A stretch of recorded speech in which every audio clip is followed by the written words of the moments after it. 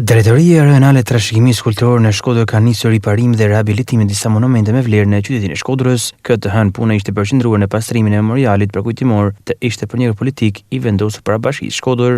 Drejtori i DRTK Shkodër, Helidon Sokoli, i bëri thirrje qytetarëve tregojnë ndjeshmëri që këto vepra arti të mos dëmtohen.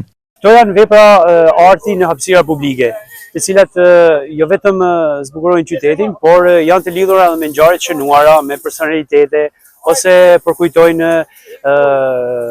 ngjarje, histori, periudha që vetë populli unë i ka kalu. Jemi në qendër të qytetit dhe DRTK Shkodër ka parë të udhës që disa nga këto monumente, vepra arti në hapësira publike, të cilat personifikojnë edhe trashëgiminë historike kulturore në Shkodër, siç është edhe shtatorja e Luiz Kurakuqit, memoriali kushtuar Atë Gjergj Fishës, por edhe së fundmi edhe memoriali kushtuar viktimave të regjimit komunist. Kemi bërë një pastrim mekanik për të krijuar atë idenë që këto vepra të artit publik duhet të ruhen, duhet të mirëmarren, zbukurojnë qytetin dhe japin edhe mesazhin që kultura, historia duhet të respektohet nga të gjithë.